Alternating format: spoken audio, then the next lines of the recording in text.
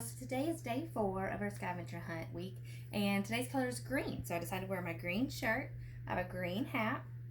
I found a green lime, a green plant, and some green paint. And I figured today I would read you a story about a green animal, a turtle named Franklin. Franklin is lost. Franklin could slide down a riverbank. He could count forwards and backwards. He could zip zippers and button buttons.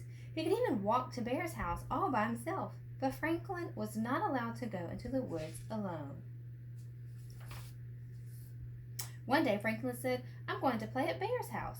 "All right," said Franklin's mother, "but be home before dinner by 6 o'clock." She showed him the time with the hands at the clock. "And Franklin's," she warned, "don't go into the woods alone." Franklin raced down the path over the bridge and across the berry patch. Bear was there. Fox was there.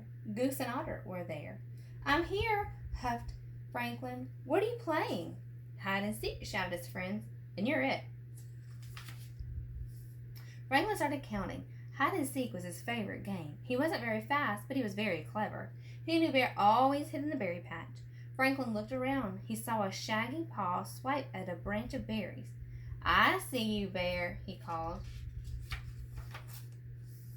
Franklin spotted feathers and fur under the bridge. "I see you, Goose. I see you, Otter," he called. Only Fox was left to find Franklin walked this way and that. He looked at the bushes and searched under logs. He walked around the path and over the bridge, and without even thinking, he walked right into the woods. He looked into burrows and all around trees. Franklin searched everywhere, but he couldn't find Fox. Fox wasn't in the woods at all. He was hiding inside Bear's house.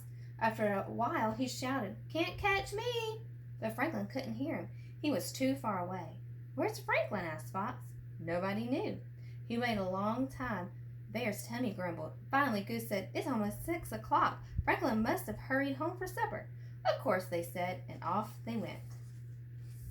At Franklin's house, the clock struck 6. Franklin's parents were annoyed. Their supper was ready.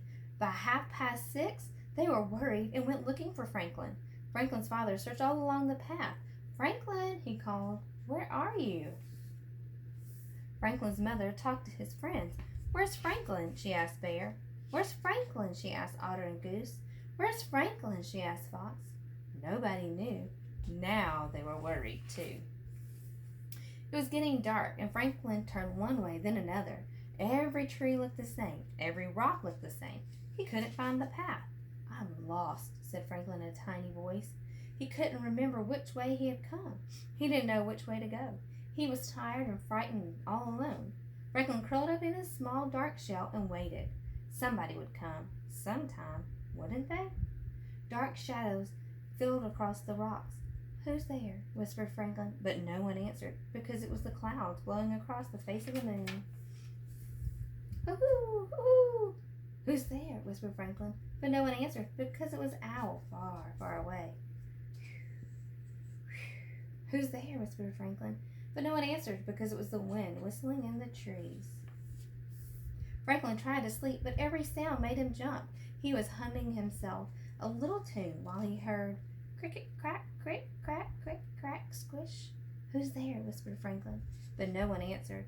Then Franklin heard a new sound. It sounded like someone was calling his name. He heard it again. "Here I am! Here I am!" Franklin shouted over and over.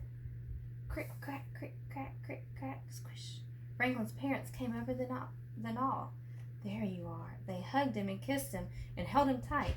"We were so worried," said Franklin's father. "You were told not to go into the woods alone," scolded his mother. "It wasn't on purpose," sniffled Franklin. "I was looking for a fox, and I forgot." "Well, thank goodness you're safe," said Franklin's parents. They found the path and walked all the way home. Their supper was still warm on the stove. After 2 helpings of everything, Franklin had something important to say. "I'm sorry. I promise I will never go to the woods alone again. Even if Fox hides there," says his mother. "Even if Bear hides there?" asks his father. "Even if everybody hides there," says Franklin. It was bedtime. Franklin crawled into his warm, soft shell.